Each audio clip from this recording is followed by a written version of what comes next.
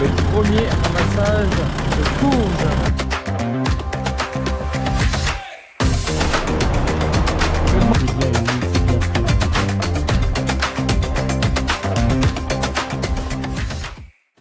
Salut à tous, c'est Clément Maraîcher du Nord, ravi de vous retrouver pour cette nouvelle vidéo sur le sujet des couverts végétaux.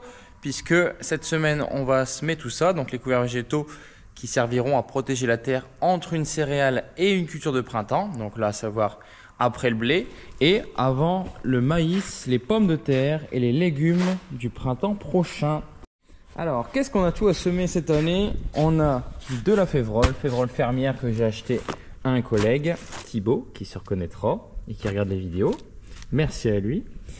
On a aussi de la moutarde blanche, tardive à floraison. Et enfin, de la facélie. Alors, pourquoi ce choix de couverts végétaux? Alors, l'idéal, en plus de ces trois espèces, aurait été d'ajouter une graminée. Après, toujours comme on sort d'une céréale, d'un blé, je pense que l'effet graminée, l'effet structure avec les racines de la graminée, on l'a déjà avec le blé. Et ensuite, donc du coup, moi ce qui va m'intéresser sur la facélie, c'est l'effet coupure de la rotation, puisque c'est vraiment une famille différente de toutes les espèces qu'on peut intégrer dans notre rotation. Ensuite, on a la moutarde blanche. Donc ça, c'est, on va dire, le classique des couverts végétaux. C'est certainement le moins cher aussi. Mais le gros intérêt de la moutarde, c'est son effet piège à nitrate. Comme le radis d'ailleurs, c'est des plantes qui sont très nitrophiles. Donc c'est-à-dire qu'elles vont pomper un maximum d'azote qui sera dans le sol. Et donc, c'est ce qui va permettre d'éviter de le lessiver pendant l'hiver. Parce que l'azote, c'est un des nutriments qui est lessivable dans le sol avec les pluies. Et donc ça fait partie aussi des effets de la couverture, piéger les nitrates pour ensuite les relarguer une fois la destruction faite pour la culture de printemps. Et enfin la févrole, une plante que j'aime bien, qu'on cultivait avant sur la ferme, qu'on a arrêté, mais qui laisse une très bonne structure de surface. Et surtout qui a un intérêt aussi de production d'azote, parce que la févrole c'est une légumineuse, et comme toutes les légumineuses en fait, avec leur nodosité sur les racines, des toutes petites boules blanches là, ça permet de capter l'azote de l'air pour subvenir à leurs besoins en fait. Et du coup après la destruction, ça relargue aussi de l'azote dans le sol, mais de l'azote qu'on n'aura pas apporté au préalable, mais plutôt qu'elle aura consommé grâce à ces nodosités justement. Après bon, ça reste peut-être une vingtaine d'unités d'azote, mais bon, c'est toujours ça. Donc pour simplifier, ce qu'on va faire, c'est que avant les légumes, on aura facélie et févrole. Je mets pas de moutarde avant les légumes parce que la moutarde c'est une crucifère comme ce qu'on va mettre par exemple avec les choux. Donc je préfère éviter tout ce qui est, enfin les moutardes avant des légumes. J'avoue que févrole c'est pas non plus l'idéal pour mettre avant légumes, parce que ça peut potentiellement héberger le sclérotinia qui peut poser problème après en légumes. Après voilà, je me dis qu'en mélange, c'est pas comme si c'était en pur. En mélange, surtout que ce sera principalement facélie et il y aura un peu de févrole à côté. Donc généralement il n'y a pas trop de problème. Et après, avant maïs et avant pommes de terre, on sera sur févrole, facélie, et on rajoutera la moutarde pour l'effet piège à nitrate. Voilà. Sur les doses, on va être pour les mélanges triples du coup, on va être sur environ un petit 3 kg de facélie, un petit 3 kg de moutarde et j'avais dit combien? 75 kg de févrole je crois, ce que j'avais calculé. Je vais vérifier ça. Et donc pour la méthode d'implantation, donc la févrole, très grosse graine, je vous montre après. Donc ça, impossible à mélanger avec la moutarde et la facélie qui sont des très petites graines. Sinon, forcément, il y a du démélange dans le semoir. Donc, très grosse graine qu'on va épandre avec le centrifuge en premier, en plein. Et ensuite, on viendra avec le semoir. Bon, la herse alternative, elle est dessus, donc ça permettra d'effacer un peu les traces de roue. Mais franchement, on ne va pas aller en profondeur du tout. C'est pas du tout l'intérêt. On a déjà fait un déchômage. Et donc, avec le semoir, on semera la facélie seule pour avant légumes. Et après, la facélie mélangée avec de la moutarde pour avant pommes de terre et maïs. Bon là ici j'ai mis 80 kg de févrole dans le centrifuge. Ça me permettra de valider le réglage que j'ai établi en théorie, réglage de débit. Parce qu'en fait j'ai une parcelle d'un hectare, enfin un peu plus d'un hectare là. Ça me permettra de voir si ça tombe à peu près juste. Parce que j'arrive pas à régler directement derrière, donc je me fie aux abacs du constructeur. Donc j'utilise l'application du constructeur, la Sulky, DPX Prima, Fevrol. Et donc lui il me dit que pour mettre, je vais peut-être mettre un peu moins que 75, je vais mettre peut-être pas assez. Je vais mettre 60 kg. Pour mettre 60 kg hectare, 12 km/h à 20. 20 c'est vraiment pas beaucoup ça.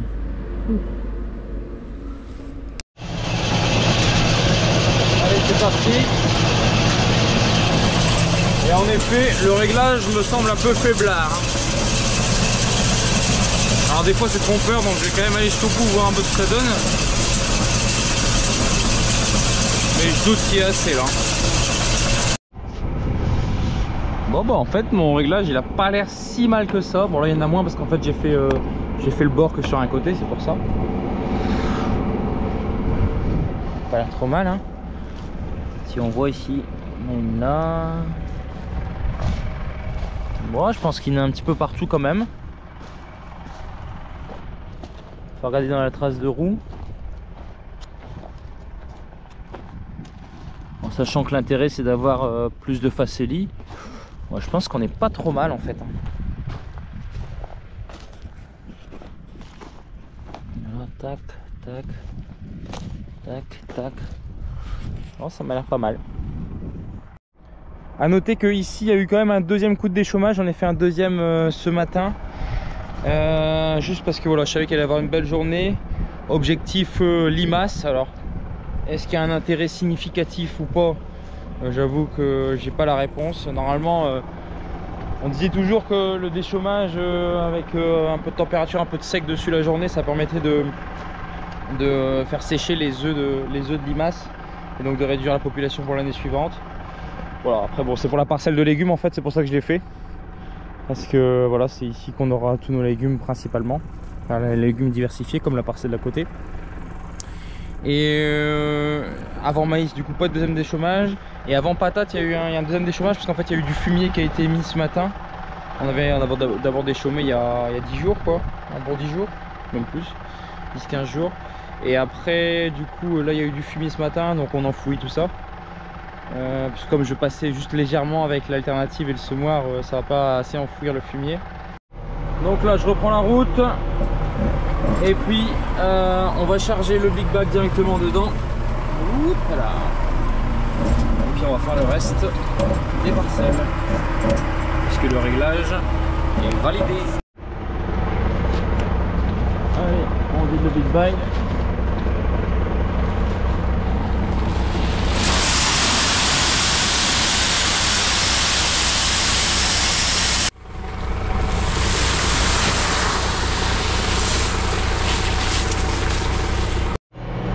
C'est parti pour la deuxième parcelle. Go!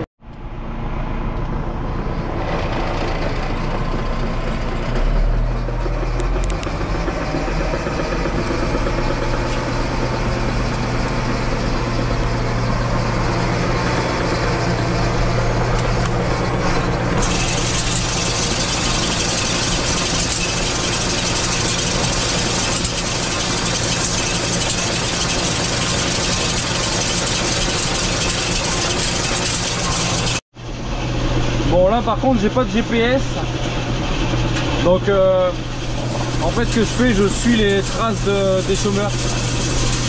21 mètres égale 3 x 7, enfin 7 x 3 mètres de déchômeur.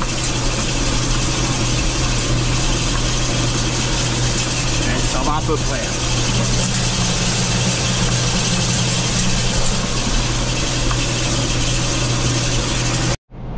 Et me voilà sur la dernière parcelle. Du coup il y a eu du fumier dépendu ce midi. Mon père est en train de déchaumer pour enfouir tout ça.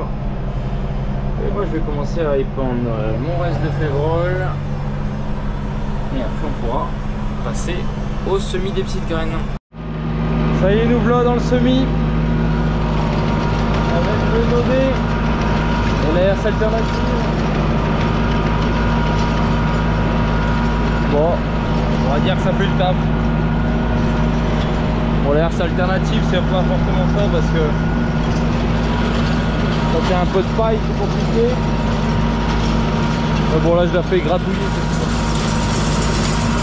Surtout qu'ici il y a déjà eu un déchômage tout à l'heure, donc j'aurais même pu le faire sans. Mais pour la prochaine parcelle qui a été déchômée il y a 15 jours, ça fera du bien, un petit désherbage avec la herse. Allez, ça y est, j'ai passé la main. L'occasion de nous faire quelques plans.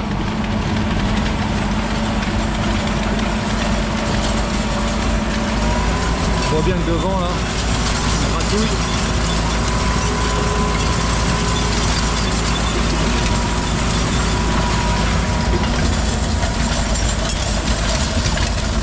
Derrière la herse elle traîne de la paille, mais pas de bourrage pour autant.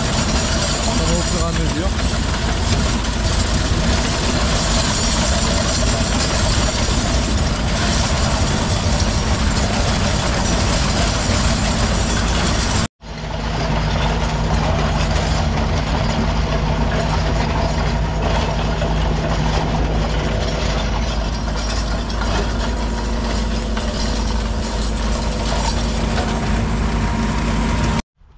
Bon, l'idée des couverts végétaux, c'est quand même d'avoir un travail le plus simple possible, tout en essayant quand même de les réussir au maximum. L'année dernière, j'étais encore plus simple puisque j'avais mis les févroles au distributeur et ensuite j'étais passé pour les petites graines. Enfin là, c'était du seigle en l'occurrence l'année passée, avec le de limbe. Et j'aurais pu essayer avec le de limbe, mais c'est quand même moins précis qu'au semoir, donc voilà. Ça fait un boulot en plus, c'est un peu moins rapide, mais je pense que la qualité du semis elle sera bien meilleure et la levée en sera de même en principe.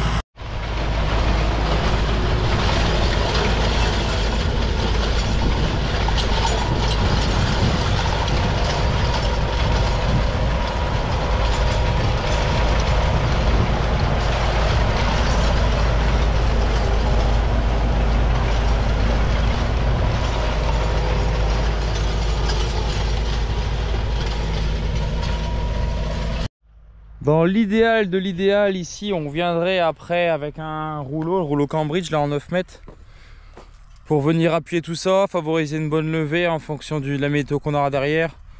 Après honnêtement la flemme, et puis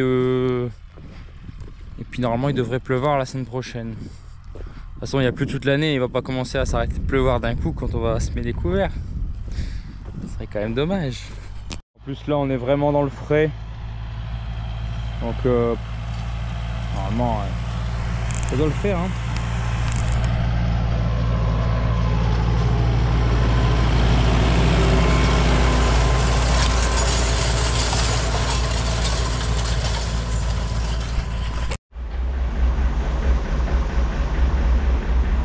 Alors là on procède au mélange de la facélie et de la moutarde.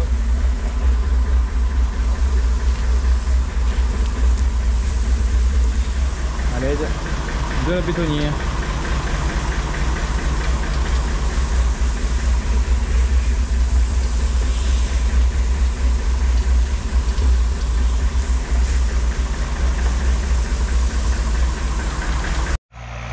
Bon, changement de plan ici pour la deuxième parcelle. On a changé de tracteur, on a changé l'outil devant le semoir. On y a mis la rotative à très faible profondeur. Pourquoi? À cause de ça qu'on a derrière. En fait ici c'est la parcelle de blé où il y avait pas mal de trous. Et donc du coup, forcément, la nature a horreur du vide. Alors il y a eu un peu d'enherbement avec notamment des liserons annuels. Et les liserons annuels, ça fait une petite paillasse comme ça quand c'est ça se dégrade mal. Et ça fait des petites boules, comme des boules de foin. Et ça, avec la herse alternative, ce n'est clairement pas possible. Parce que ça bourre devant, quand ça fait un mouvement comme ça. Avec là, ça tourne. Donc ça laisse passer beaucoup mieux les résidus.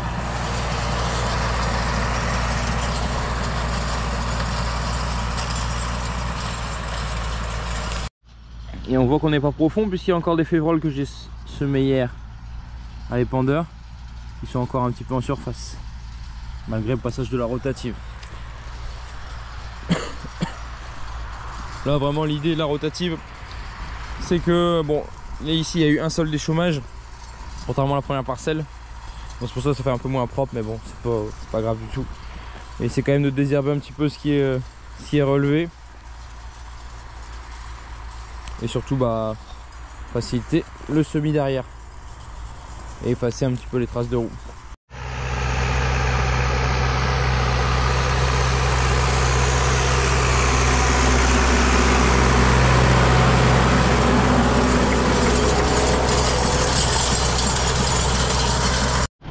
Allez, on enchaîne aujourd'hui avec le premier ramassage de courges, à savoir ici les potimarrons.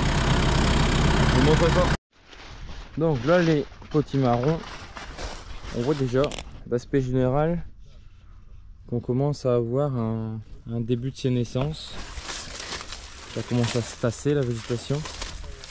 Donc souvent c'est le marqueur que on a déjà une bonne partie qui est bonne à récolter. Alors pour définir le stade de récolte, moi je regarde surtout une chose, c'est le pédoncule. Et voilà, ça a bien commencé à se cartonner, même s'il y a encore du vert. C'est souvent le marqueur qu'on peut commencer à récolter. Alors à l'époque on faisait de la récolte un peu en surmaturité, on attendait que ce soit vraiment bien sec. Qui est limite en fait on venait récolter quand il n'y avait plus de feuillage, donc vers octobre-novembre. Et en conservation c'était pas terrible. Et là depuis que j'ai suivi des conseils de personnes techniques, je pense à Solène si tu regardes les vidéos, du coup je fais comme ça et franchement on a une super conservation. L'année dernière bon je n'avais plus à partir de février je crois, janvier février ouais. Mais ils étaient encore en super état, j'aurais pu les conserver bien plus longtemps. Donc on verra ce que ça va donner cette année.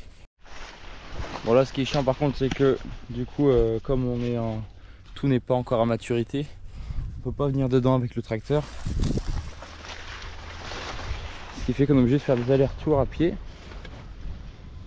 De toute façon là on va commencer par un palox. Et après on va attendre d'avoir quelque chose de plus homogène afin de pouvoir traverser avec le tracteur et donc directement charger en palox ou sur un plateau. Donc ensuite on met ça en palox. Alors habituellement je les étale sur un plateau, sur une seule ou les deux rangées, 2 étages on va dire. Et après je viens mettre le plateau directement sous la serre pour imiter en fait le chauffage, parce qu'en fait c'est une des stratégies en courge, c'est de chauffer la courge et assécher la courge une fois la récolte faite, pour ensuite la mettre à température stable entre 12 et 15 degrés quoi, pour sa conservation. Parce que l'objectif maintenant ça va être de faire bien sécher ce pédoncule et bien le faire cicatriser aussi. C'est d'ailleurs pour ça qu'on le coupe au couteau, pour avoir une coupe nette qui va cicatriser beaucoup mieux que si on l'arrachait. Et en fait c'est par ici que les maladies peuvent potentiellement rentrer. Donc c'est pour ça que le séchage est important au niveau du pédoncule. Donc on vient les mettre délicatement aussi dans le palox de manière à éviter un maximum les chocs. On dit même des fois qu'il faut éviter de les prendre par la queue, faut plutôt les porter. Et je vous avoue que c'est beaucoup plus pratique de les prendre par la queue, comme ça tu en prends plusieurs dans une main.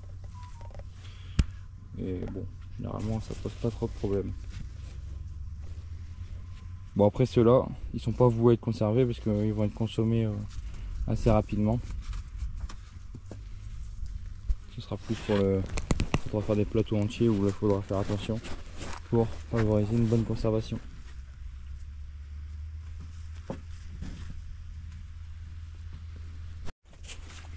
Et donc à noter que en termes de précocité, les potimarrons c'est toujours ceux qui arrivent en premier. Potimarron, d'ailleurs là-bas aussi, les spaghettis, courges spaghettis aussi qui arrivent assez vite. J'ai aussi des courges Halloween, bah tiens je vais vous les montrer, les Halloween. Là ici on a des beaux musquets de Provence, donc ils sont tout verts pour l'instant. Là les courges Halloween, c'est ça, on voit bien, forme citrouille, très joli aussi. Alors on va faire un petit tour aussi dans les butternuts, ma courge préférée. On a un peu le potentiel qu'il y aura. J'ai l'impression qu'il y en aura un peu moins que d'habitude.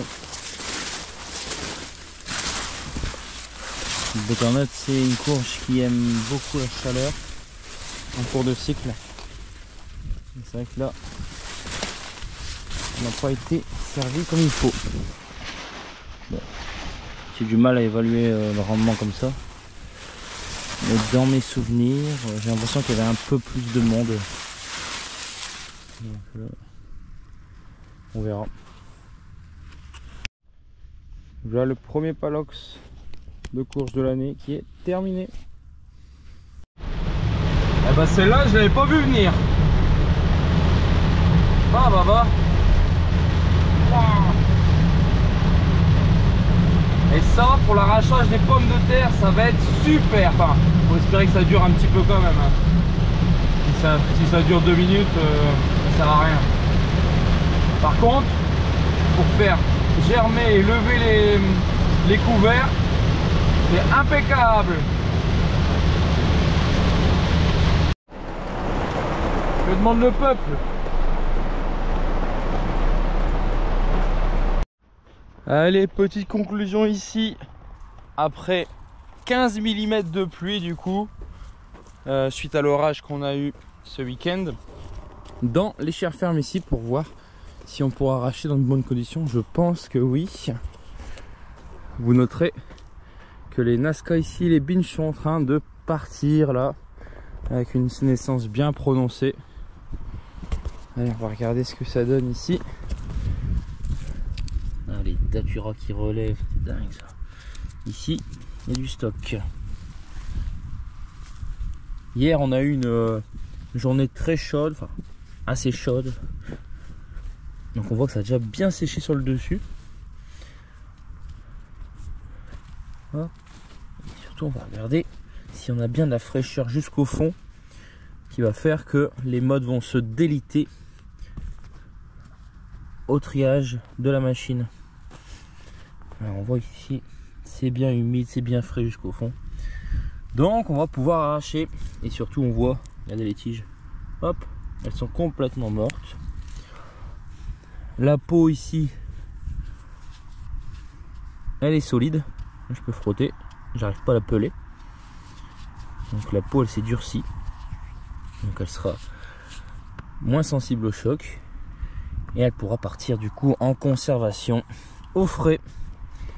Voilà, donc du coup normalement prochaine vidéo ce sera l'arrachage des pommes de terre chères ferme, pardon, oula, avec la machine que je pourrais vous montrer plus en détail que lors de la dernière vidéo. Et on va aller voir aussi le champ de couvert vite fait. Voilà, donc pour aller au champ de couvert, on voit ici les Nazca. Bon, elles ont encore un peu de chemin à faire, hein. C'est pas parce qu'elles sont fort tassées que c'est fini. Elles vont encore bien grossir. Là, bon, il y a déjà du rendement, hein. Je vous avoue que je pense que ça va être une bonne année à pommes de terre, en termes de rendement, du moins.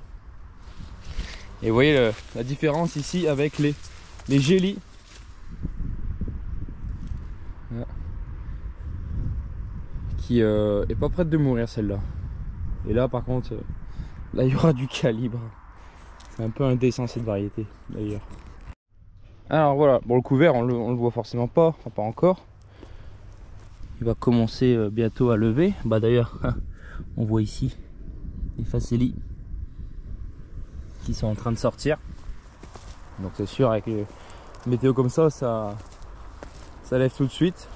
Et puis ce qui est important aussi de dire, c'est que voilà,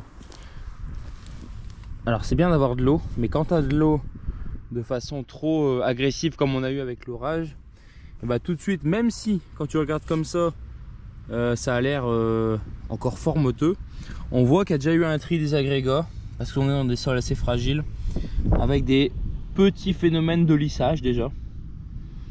Donc c'est pas quelque chose qui est souhaitable dans la mesure où quand on lisse, en fait on referme comme quand on fait de la maçonnerie. Et le problème c'est que ça empêche l'oxygène de rentrer dans le sol et donc de faire vivre la vie du sol. Et bon là c'est pas problématique pour l'instant, mais c'est vrai que si on a encore beaucoup de pluies battantes dans les 2 semaines à venir, avant que le couvert prenne un peu le dessus et protège le sol, et bah c'est un peu voilà, c'est pas terrible. Alors la chance qu'on a eue, c'est que il a fait quand même 3 jours fort secs sur le semis, ce qui fait que quand on a un sol très sec, une pluie battante elle est moins battante que si le sol est fraîchement travaillé et un peu humide. D'ailleurs, pour illustrer ces propos, vous voyez ici on a arraché les pommes de terre la semaine dernière, et si on voit la différence ici, ça a été les 3 lignes ici, elles ont été arrachées du coup la semaine dernière, enfin, samedi matin, juste avant la grosse pluie. Et on voit tout de suite ces phénomènes de lissage parce qu'en fait la terre elle était fraîche et vous voyez c'est refermé. Là ici c'était fin, donc voilà, tout de suite ça lisse. Contrairement à ce qu'on avait arraché je sais pas, 1 semaine plus tôt, regardez la différence. Alors je dis pas qu'il n'y a pas un tri, hein, il n'y a pas un peu de lissage, mais beaucoup moins que là-bas. C'est pour ça qu'un sol doit toujours sécher avant une grosse pluie. Enfin, surtout dans nos sols fragiles, hein. Pas dans tous les sols, mais dans nos sols limoneux, sableux, avec un taux d'argile qui est pas très élevé, parce que c'est l'argile qui fait la structure de la terre, qui fait on va dire la porosité. Et donc au moins tu as d'argile, au moins tu as une structure solide. Voilà, on va conclure la vidéo là-dessus. J'espère qu'elle vous aura plu. Comme d'habitude, je vous invite à vous abonner parce que pour moi c'est hyper important. Pour vous c'est pas grand chose, c'est juste un petit clic, mais pour moi c'est énorme et surtout ça marque votre soutien pour la chaîne, mais aussi votre soutien pour notre métier, notre projet. Alors je vous dis à la semaine prochaine pour l'arrachage des chères fermes ici. Et puis en attendant, une très bonne semaine à vous. Bye bye, no stocké.